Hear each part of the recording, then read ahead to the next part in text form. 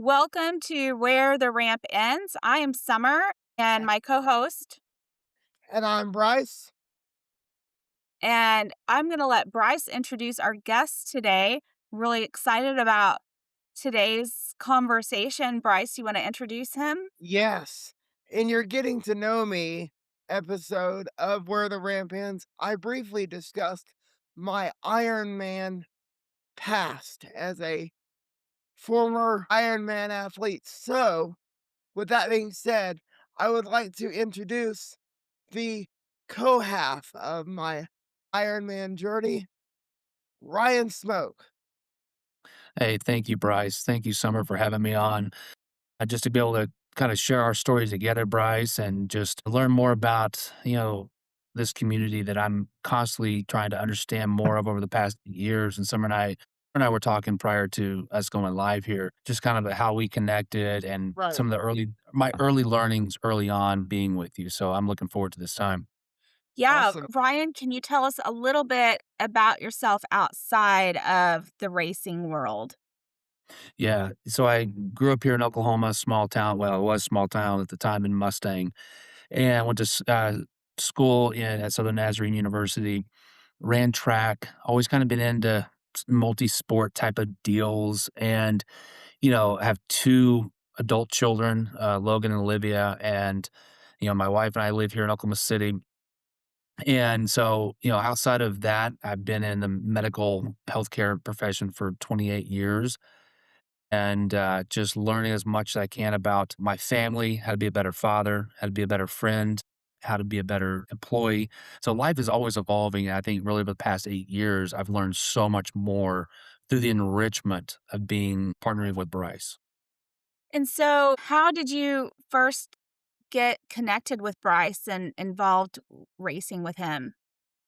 Yeah, so it's kind of a two-part story. Bryce and my son grew up together from like junior high through high school. And I remember coming home. I was in the house one day. I come in the living room and I see this young man in a wheelchair by himself. I'm looking around like, "Who are you? How'd you get in my house?" And those are the only two things I said. For the Right. next 20 minutes, he didn't stop talking. Right. And I'm just like, "What is going on here?" And my son comes in the back door because they were setting up a game or something in the backyard. It's like, "Bryce, let's go." And I was like, that was it. And so Bryce was kinda in the periphery of my life for many years, but I knew of him, but I didn't know him. And then I've been doing triathlons, Ironman for many years. I did the Ironman World Championships in 2017 in Kona, Hawaii by myself, and I remember that day I was racing, and because that was gonna be my last big event, because 'cause I'm like, "This is the Super Bowl, nothing greater, I'm done." And I heard this voice going, "You're meant to do more. You're meant to do more," to the point where I was getting annoyed hearing this voice telling me I'm meant to do more, going, "This is the biggest thing out there." I remember crossing that finish line, when it's all said and done, I was like, "Yeah." And I remember, this was a lifelong dream for me to have that moment. I walked off a little bit because I remember going to a trash can because I needed to, you know, my stomach was upset. Let's just put it that way. I was so excited. I was like, "Oh," lean over the trash can. I go, "Take one last look back at this finish line because take a mental snapshot because this chapter of your life is over. You're never coming back to Hawaii. You're not doing any of these things." And I look up and I went, this epiphany came over me that I now know what I'm meant to do more meant. And that's to give somebody with a different ability their experience, their moment to cross a finish line like I just experienced. So I didn't know anybody, the disabled community was not something that was ever in my ecosystem. So for the next 3 months, or actually looking back, that finish line became my new start line to find somebody or family crazy enough to let me take their son or daughter to go do stuff, and I had no experience, and I thought, "Well, my son knows a young man with cerebral palsy, Bryce, I think's his name." And as I told you earlier, Summer, I called my son, I was like, "Hey, could you call Bryce's mom and maybe see if this is okay before I put myself out there?" My son's like, "You're a grown man. This is your deal. Go do it." I was like, I didn't know if I should be upset with you know, ground my adult son or be proud of him for being the adult in the room. Yeah. And a few weeks later, I reached out to Bryce's mother. I said, you know, asked her if it'd be okay if I met with Bryce. She's like, "Absolutely." And Bryce, I think 8 years ago tomorrow, I came over to your house and sat down. That's funny as we segue into that. Um, I was a normal college student when this all took place, and I remember the text message still to this day that he sent to me. He was like, "Hey, remember me? I have this crazy idea that I want to run by you. I want to run a I wanna run the Oklahoma City Memorial Marathon with you, and I wanna push you," and I said, "You do realize I'm in a wheelchair, right? You do understand that? That is I just want you to remember that I am disabled," and, I actually didn't yeah. So, I said, "You know what? I'm gonna throw him a bone," because he offered to buy me breakfast. I mean, it's the Oklahoma way. If somebody offers you coffee and breakfast, you can't turn them down, like, that's just rude. So, I was like, "Okay, I'll meet with the dude for an hour and, kinda tickle his fancy a little bit and see what he's got to say, and then that'll be the end of it." But to be really honest, at that breakfast, he said, "Cut the crap. I wanna get to know you more than surface level. Because if we're gonna do this, even the Oklahoma City Marathon, I have to choose to be all in." And what I mean by all in is I wanna be in your environment. And I thought to myself, what in the hell does that mean? What does why would this person that knows nothing about the disability community want to be immersed in an environment that he has no idea what he's got himself in for? I said, "Welcome to my world because it's about to be a culture shock for you because this is an environment that you're we were both stepping in environments we had no business stepping into." Because we were so naive to each other's environments that I this story shouldn't have worked in so many ways. This story should have been doomed from the start. But honestly, the more and more we spent time together, the more and more we realized that we had so much in common, and we'll get into that throughout this podcast, that we realized that we were more alike than we were different. So, and Ryan, you did talk about it was a culture shock to you to immerse yourself in Bryce's world. So, you want to talk a little bit about that and how that changed your perception of the disability world? Absolutely. I look at this at 2 parts. One, there's the initial part of being with Bryce, and in order for him and I to go somewhere to get coffee and talk, I had to use his vehicle. And so you talk about being nervous, thinking, "I'm gonna take his mother's most prized possession with Bryce. What if I hurt him? What if I drop him? What if I don't get him in his seat right?" All these things that I was super concerned about quickly went away because, 1, Bryce made me feel very comfortable in handling him and getting him safe. Granted, I've dropped him a few times, but that's a different story for a different podcast. But then there's the world of we're actually in society and trying to find places to park. Certain restaurants we go into, I'm like, "Buddy, like, we can't navigate this restaurant." You definitely get the looks. We're both 2 very handsome gentlemen. Yes. Let's just state that. But when we both come walking into and we come into a restaurant, you get a lot of these looks that I was never accustomed to. So now I get to see Right. how Bryce is perceived in society, and I get to see the struggles and the logistical issues of working from point A to point B. And to go into the bathroom, because we would travel together and we go to places. I'm like, I gotta find a public restroom that is handicap accessible. All these things types of things I never had to ever consider until I started to work and acclimate myself into Bryce's world. So it was definitely an eye opener. Right, and I remember the I think it was the second time we decided to get breakfast together, there was a moment where Ryan had a aha moment, and we were parking to go to this coffee shop and have breakfast, and a guy had parked in the handicap spot, and Ryan had pointed to the our handicap sticker and was like, "Hey, buddy."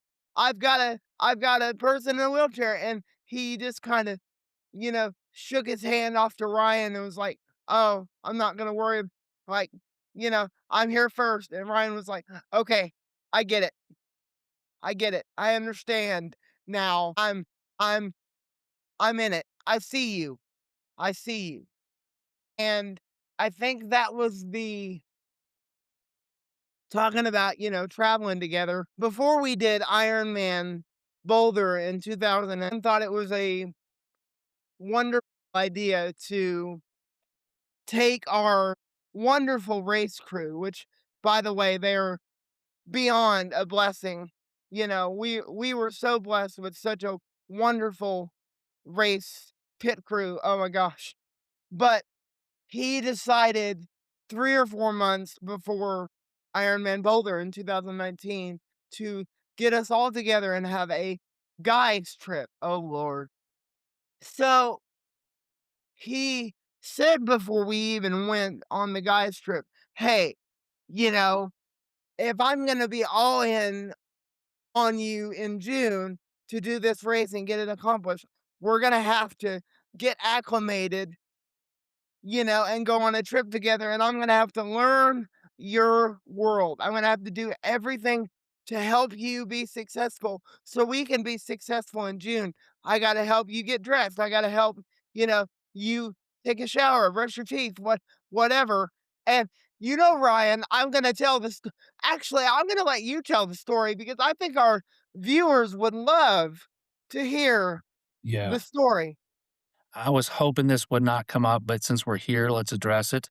So again, let's go back just a little bit in time. I asked Bryce, I said, "Hey, buddy, have you ever seen the mountains?" He's like, "No." I go, "Have you ever been on a guy's trip where you've not been around your mom?" "No." I'm like, "Okay, we're going on a guy's trip." Because Summer, one thing he said is I told him I have to be all in. I can't tell you, Bryce, I'll do everything but take you to the bathroom. I'll do everything but take you to whatever.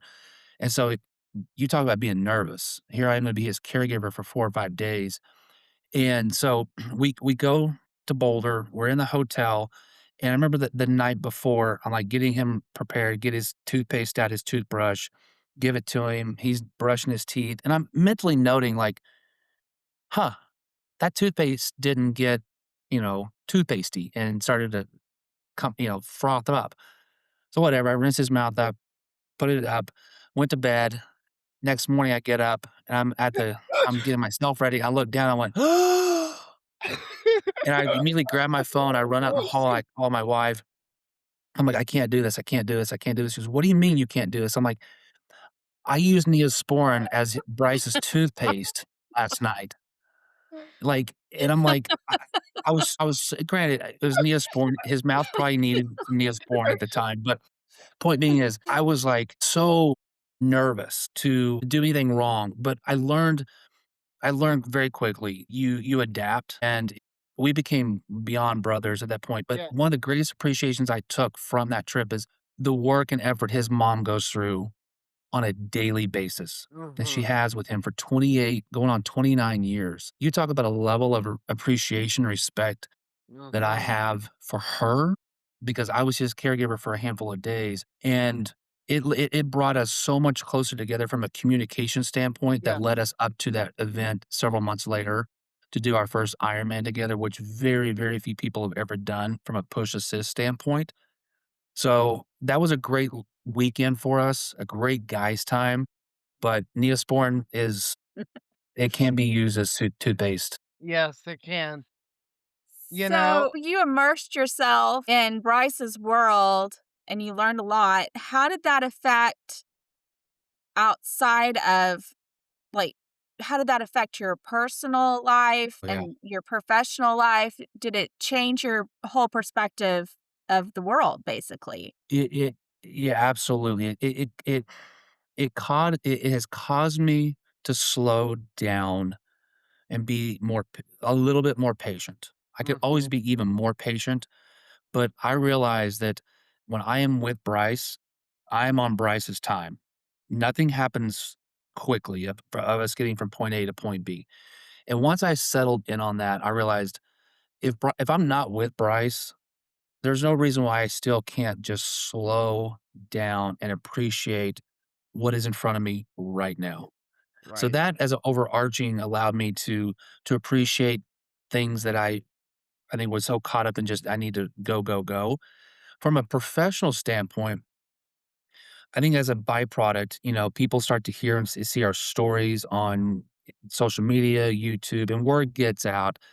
And so, you know, professional life it's definitely allowed our story to branch out even more to the medical community across the country for what we're doing because this is very unique. Usually the teams that do push assist are father son, brothers, mother daughter, not two guys like this who have no connection. Right. Right. So it and it's still enriching my life. Even though Bryce and I don't race together anymore, it is still enriching we're still enriching each other. Yeah. It just looks different, and it Right. will forever.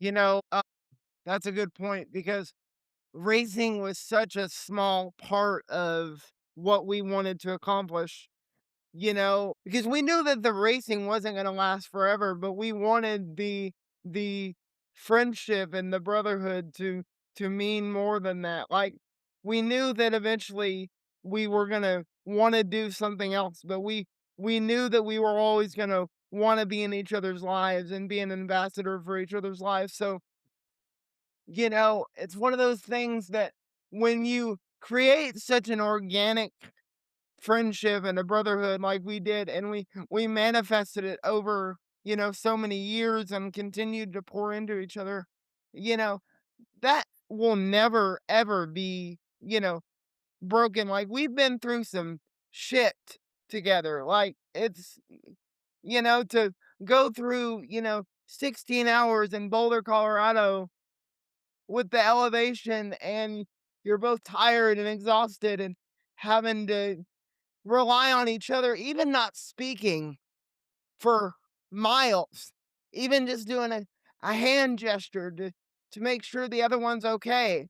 Like we have when we were racing, we had such a beautiful unspoken language to be able to encourage each other that I mean, it got us through some of the darkest training days and some of the darkest racing days that we had. Like, I mean, all we had was each other, and it really speaks volumes to the bond that we manifested. Well, tell our listeners a little bit more, and me, I'm interested about your training and what that looked like and Yeah, how that so helped you build your relationship. there's the physical component for both of us. Because one thing I told Bryce is that if I'm working out, you're working out. There's no free rides here, man. Right. And so he had a personal trainer, but we also go to the gym together on Sundays. And then there was times where I needed to go do a long bike ride, like 5 hours. And Bryce needs to get acclimated to what it's like to sit in this customized cart that's attached to the back of my bike. So he's going through what how he's gonna take care of himself from a hydration, nutrition standpoint, Yep. communication. So I'm working out by obviously the physical exertion of pedaling a bike with another 180 pounds behind me. So he's back there working on what he needs to work on. And there's no shock suspension on this cart. So any Yep. little crack, a bump in the road, he's feeling it. So he's just getting jostled around for hours. So he went through a rigorous amount of training to be prepared for this long day. Myself, I've done these races by myself is one thing. The thought of doing it with somebody, towing somebody required a completely different level of training and a lot Yes. more strength training, a lot more technique stuff you know, to be capable of pulling this off. But as Bryce said, communication is key, right? No matter what we do in life. And so we had this bond. We could look at each other and know that if something wasn't right, we knew. Hand signals, certain things. Because if I'm on the bike in front of him riding, it's hard to be able to turn around and talk and see what he needs. So we worked it out really well from that standpoint. But from training, Rice got the real experience. He was towed in a kayak many a times with me to to, to us practice, to the running, to the biking. So Bryce was all in from the beginning. So I was super proud of his training.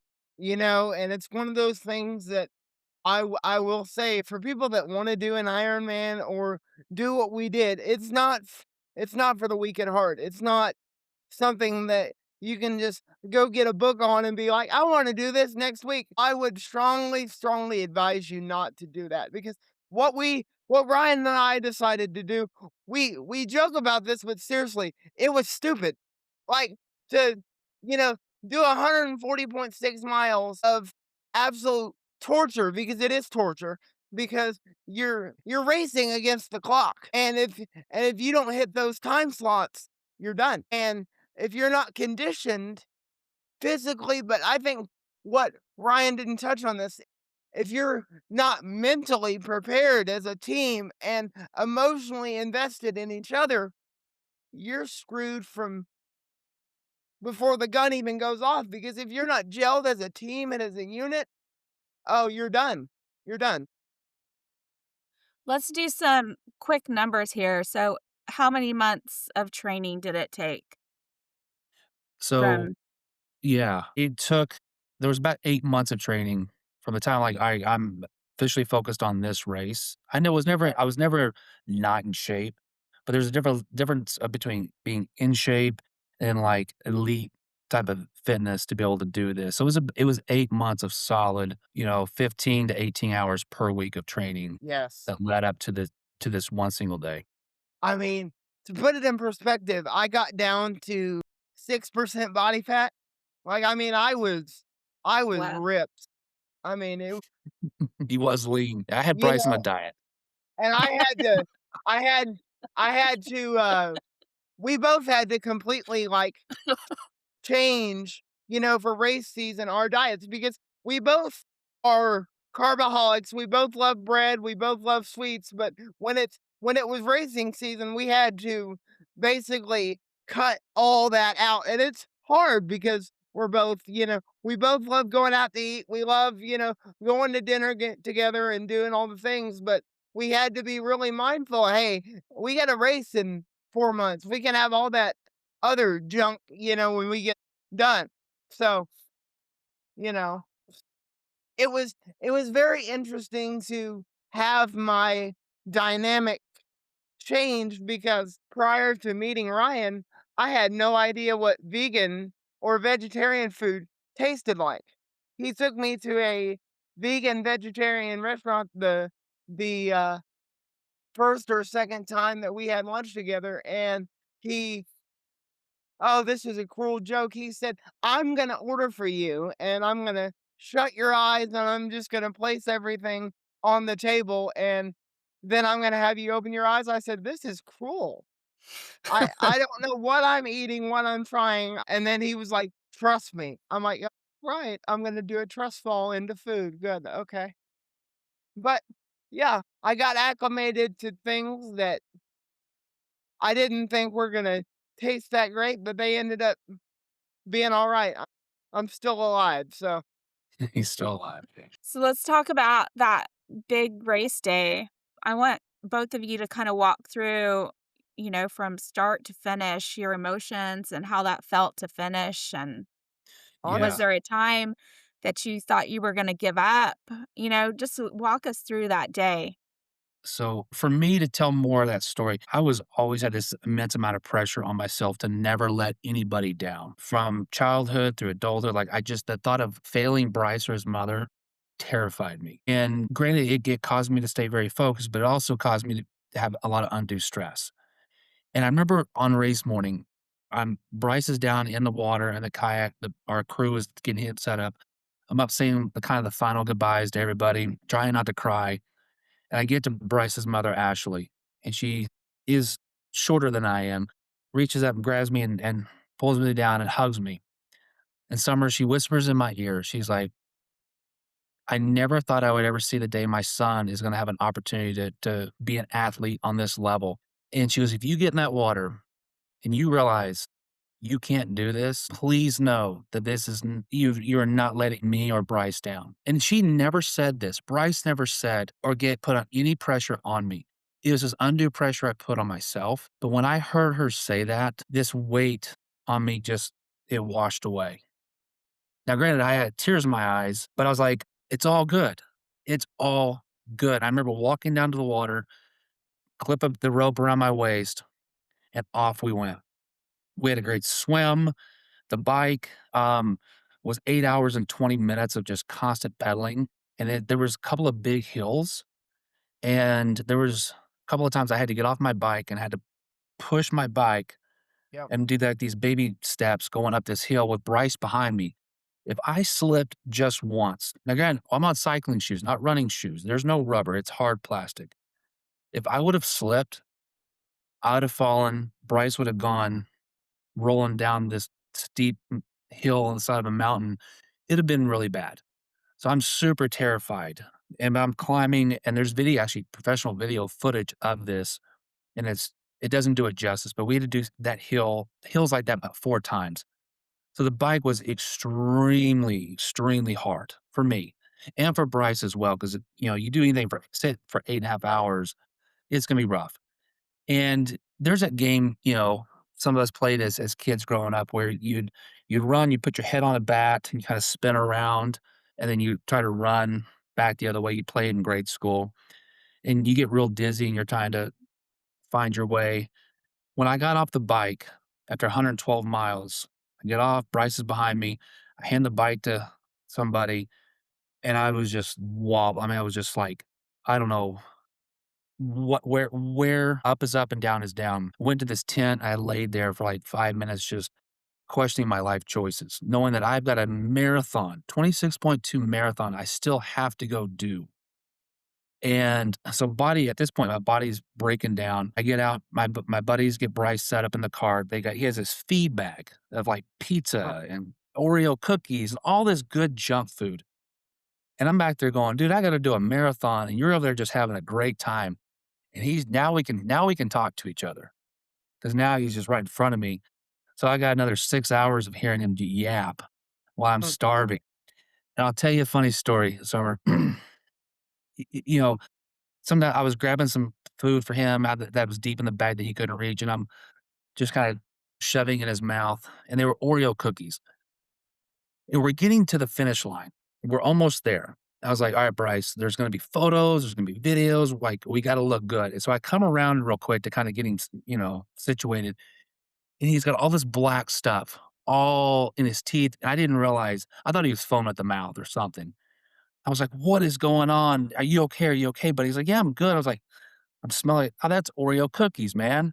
So I had to wash his fingers up to make him look good. And I dreamt of that finish line for 8 months of training because that's the reason why is for him to cross that finish line, for him to have that moment. And I remember getting him ready and getting him all situated. I'm like, "Here we go, buddy, that this is your time. We're coming down this red carpet." And we crossed the finish line, and it was more than I ever could have imagined, more than I think Bryce could have ever imagined, because I'm right there getting hit to see him experience this moment. Now keep in mind, for the Ironman events, they don't allow family or friends to come back into the finishing corral because there's just too much going on. So you have to usually find your loved ones once you walk out and exit out. We cross, there's bright lights, and I look up and I was like, there's my mom. And I look over and there's Bryce's mother with medals to put around our necks. And one of our crew, he made it happen. He's like, these mothers are coming back. They're giving him these guys their medals. And I look up like, oh, because our mothers are everything to Bummer. Bryce and I. And I look and I get to see Bryson actually have this moment. And I was so thankful that 1, the race was over. 2, I could physically rest. But 3, I got to see this interaction. And I tell people, if Bryce told me, "Hey man, can we do this again tomorrow?" At that moment, I would have said yes.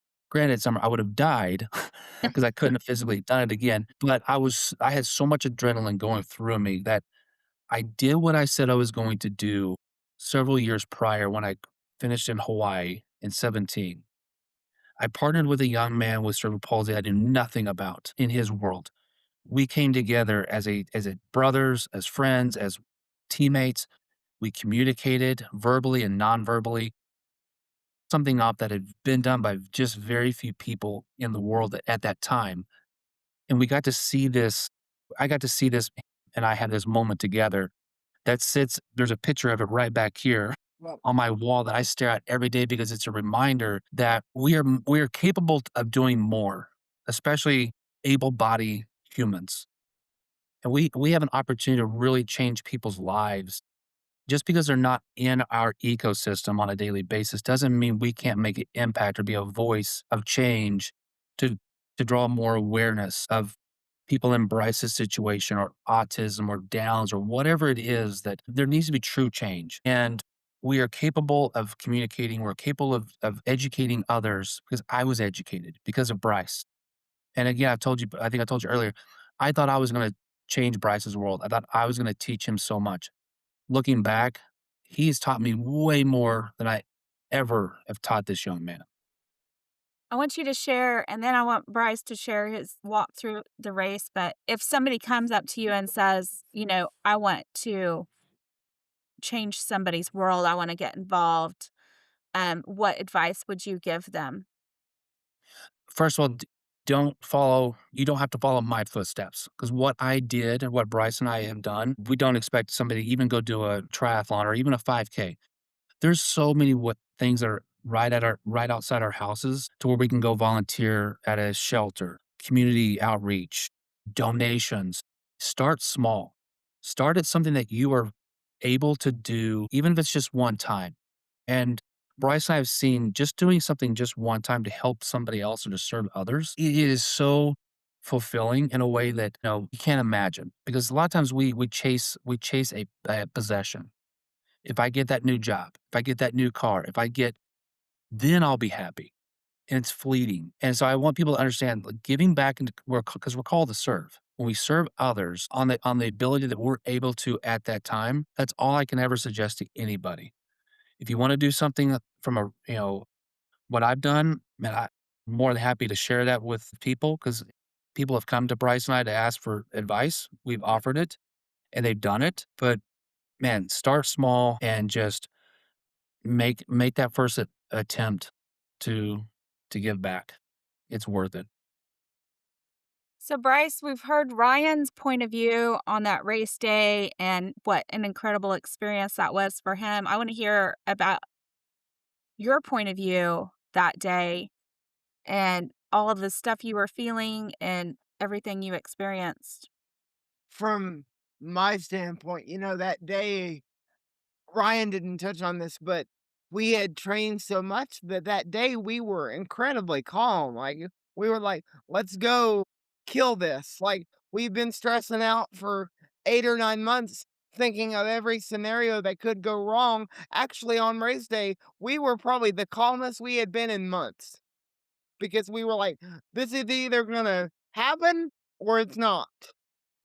And we actually said to each other, "This is either gonna fail, and we're gonna have a good laugh about it, or we're gonna go down as in the history books as somebody that has done crazy shit."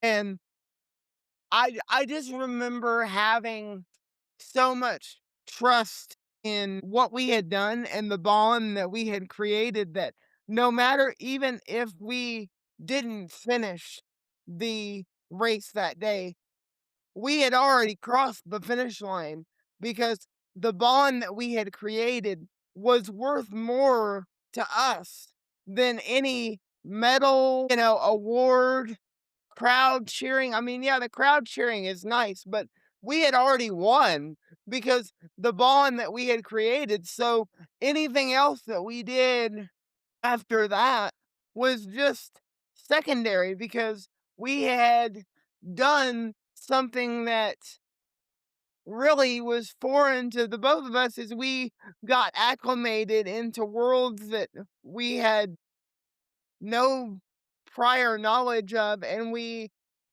got vulnerable with each other and was like, "Hey, I trust you enough to go and do this and go run through a wall for that person and trust them enough to go through hell with them for 17 hours almost and trust them enough that I've got you." You know, that's that's the beauty of not only the Ironman community, but, you know, for us as friends and brothers or whatever you wanna call us, that we had enough trust in each other that no matter what went on that day, we had each other. How did it feel crossing that finish line, Bryce? I actually still get emotional thinking about that because, honestly, Ryan and I didn't do it for ourselves. To be honest, we did it for everybody in the disability community that was told they couldn't do it. So, honestly, we were proving everybody wrong and said, "No, they can, because we just did it." Some able-bodied individual that had no inkling of the disability community just bonded with somebody with cerebral palsy that has no family connection, and they just walk through hell together, hand in hand, as not just teammates, but in brothers in community, and said, "No, we stand together, not apart." And I think that's the beauty of what Ryan and I have done, even in the speaking engagements that we've talked about, is the racing was such a small portion of what we wanted to accomplish. I think the thing that we hold most precious to us is the time that we have spent together. And I think that's the takeaway that I would say, if you want to get involved in the disability community, you don't have to do anything fancy. You don't have to run an Ironman race or, run a 5K. I think the most impactful thing that you can do is invest in someone with your time. Get to know somebody that's differently abled than you and see if you guys have anything in common, because I guarantee you, you are more alike with them than you are different. But again, it takes the conversation to realize that, because prior to Ryan and I, speaking and creating this bond, I didn't think there was anything that him and I could have had in common, at least to that deep of conversation, really, to be honest. I mean, yeah, we were both into sports, and yeah, we both like working out, but that surface level stuff, I'm talking about actually deep level conversation to where you can connect.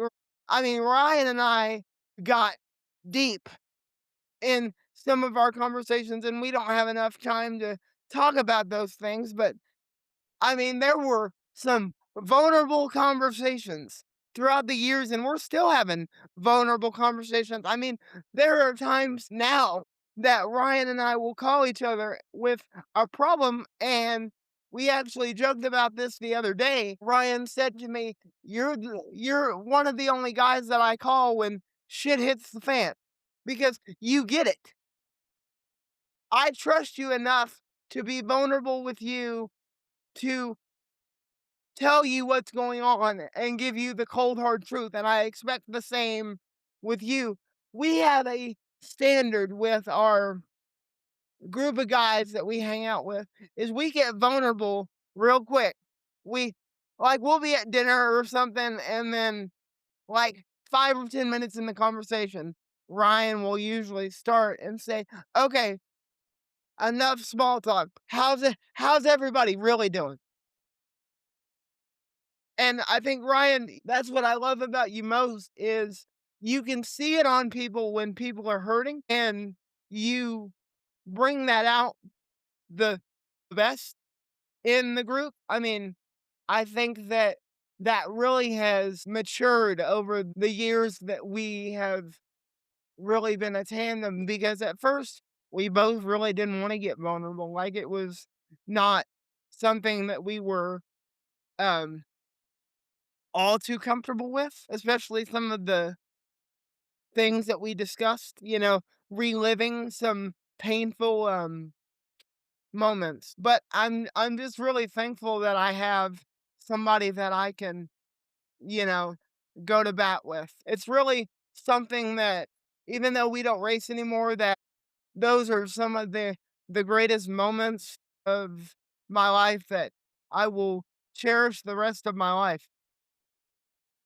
So, Bryce, is this what real inclusion looks like I beyond not just in theory, but I would even go past inclusion because, I mean, Ryan went above inclusion, to be honest. Inclusion would have been, okay, I'm going to do this race with you, and that be it.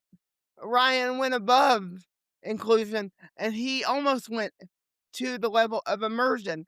I'm going to immerse you into my world, and you're not only going to be my race partner, but you're going to be a part of my family, you know, till the end of time. And I think that whether you want to fully immerse somebody in your world, you know, we're not asking you to do that, but to really get to know somebody and to end the stigma that we are trying to fight, you're going to have to immerse people with different abilities, disabilities, whatever word you want to use into your world so your perception will change. Ryan, if you could go back to a version of you before you met Bryce, what would you tell that version of yourself? Oh, that's a fantastic question. Um, Pre that earlier me was so worried to fail. I was so worried to make a mistake that that's pressure I put on myself. And the me after meeting Bryce over the last 8 years and immersing myself into his world and him into mine and all of the maturation that comes from that, I would tell the earlier me, "Hey, man, you're putting this amount of pressure on yourself that truly doesn't matter because look at Bryce. Look at his day-to-day activities, what he's able to do and not able to do. And any just perspective is reality." And once I got in and being with Bryce and his mother and seeing these things, I'm like, "Hey, man, like, it's okay.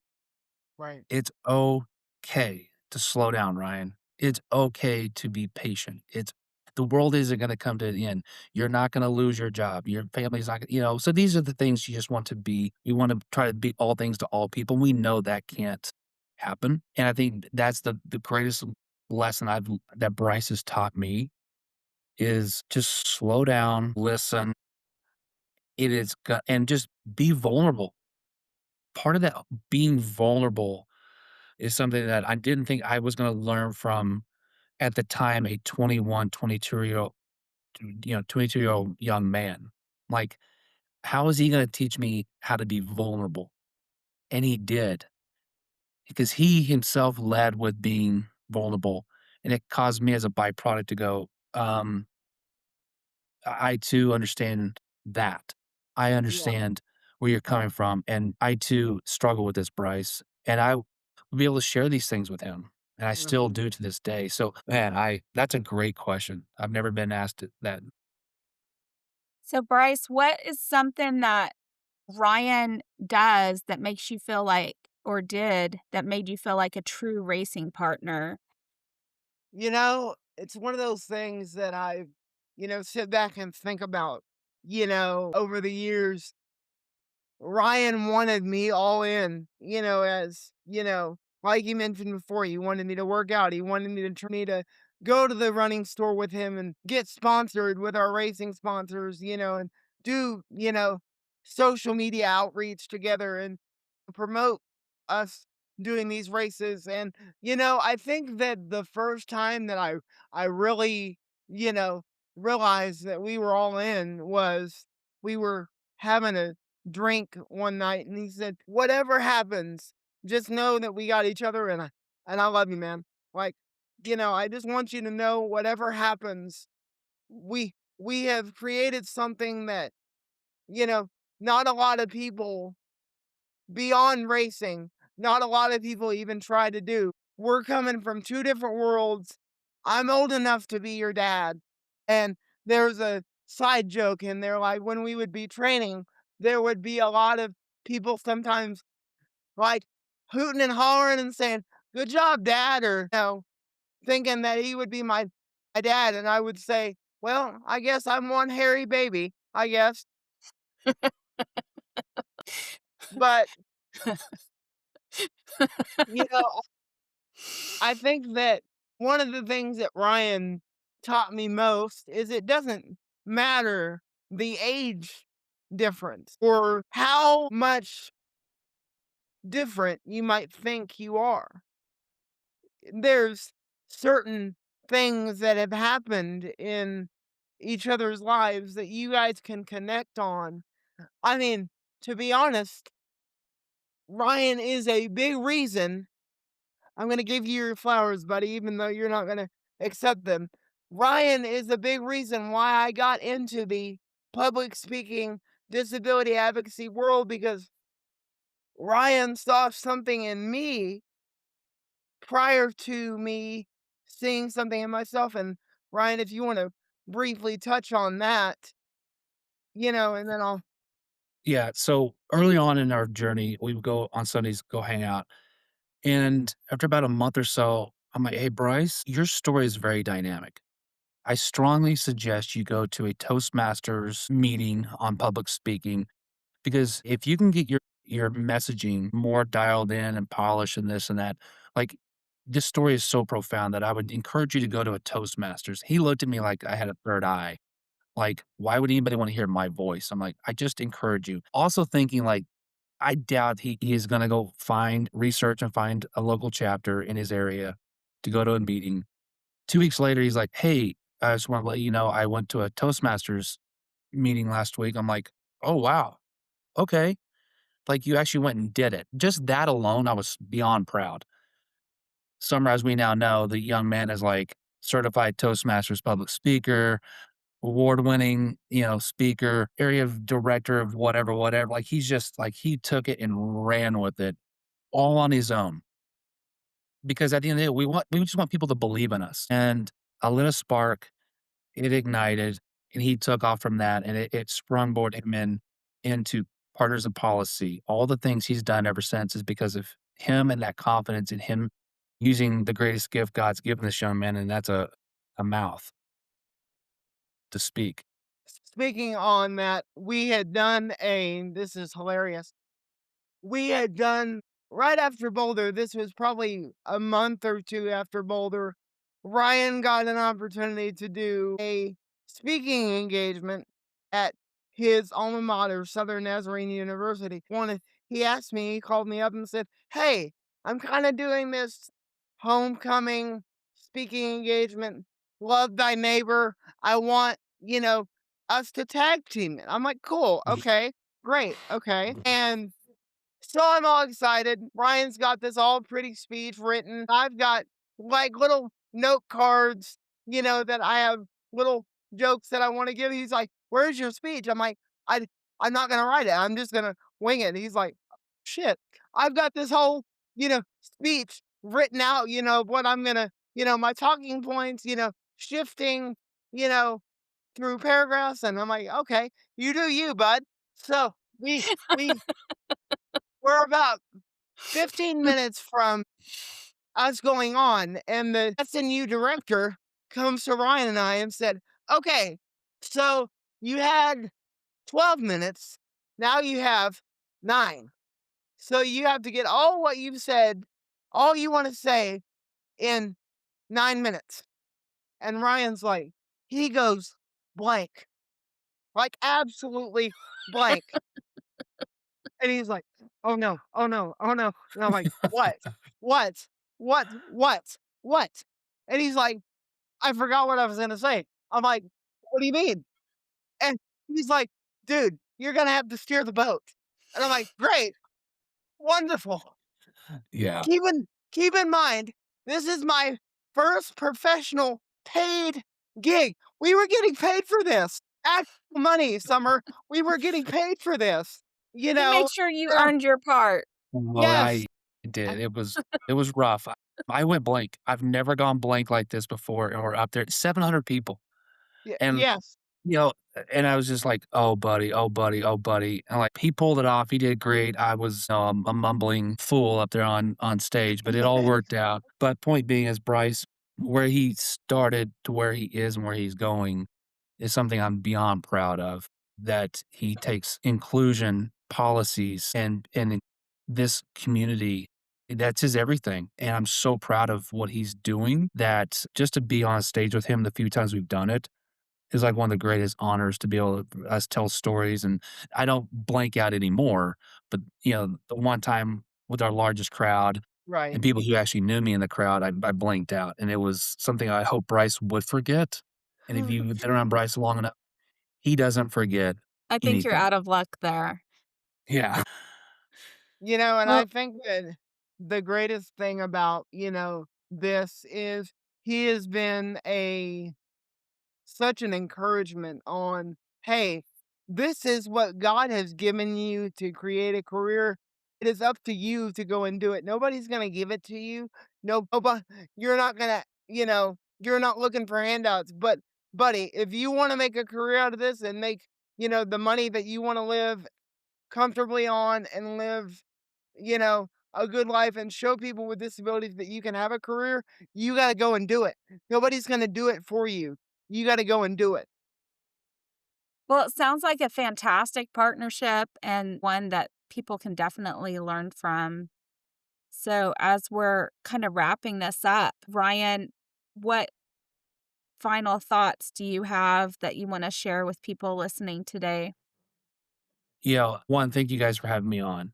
Any chance I can get to be able to share what little piece I have to this community, I'll do because I'm constantly still learning about this community. And but I also look at it from the standpoint is like this has not been my world. And on a day-to-day basis, I go about my business in my house and everything is copacetic. But I see what goes on out there. I see the disparity between able body and differently abled community. And it drives me nuts. And I can see that there's significant change to be made. There's a long ways to go, starting from the government to provide more resources and funding for you know this community that I want to be a part of. I feel like I have a small piece of that community because via Bryce, and I just strongly encourage people to don't take life for granted. Don't just assume that if somebody's in a chair or if somebody just looks a little different, there's nothing wrong with them. Absolutely nothing wrong. Don't view them as being less than because we are all created equal. We just have different abilities. It just looks differently.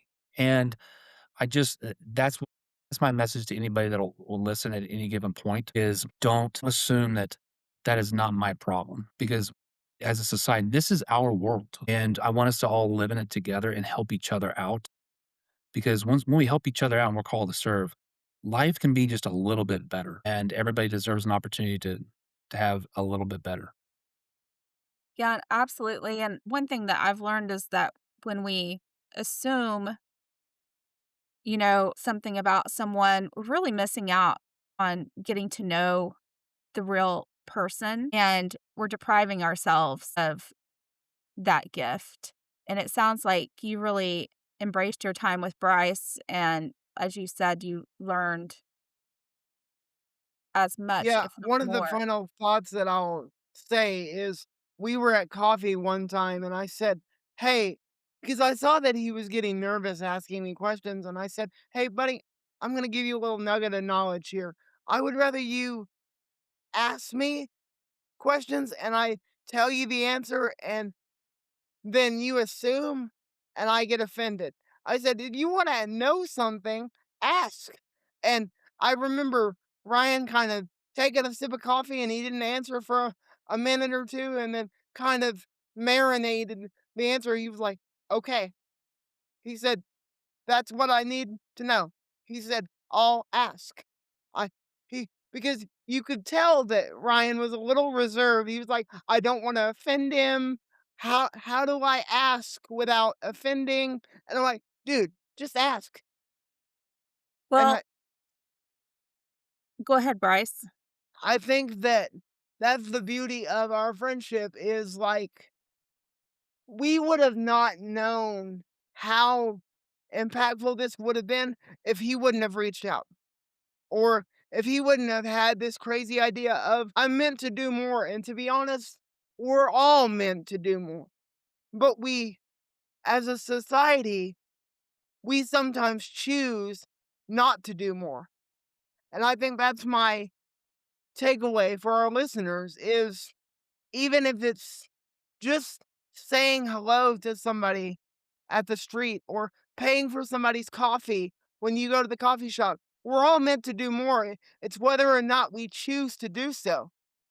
So that's my challenge for our listeners this week is do a little bit more than you're used to and see how much better your world gets when you do just a little bit more. Well, that sounds like a great sign off point, and I just wanna thank Ryan again for joining us. I've thoroughly enjoyed listening to the story about Ryan and Bryce's adventures, and I know our listeners are going to really enjoy it also. So, Bryce, I'll let you sign us off of Where the Ramp Ends and for this episode. For the ramp ends, I'm Bryce. And I'm Summer.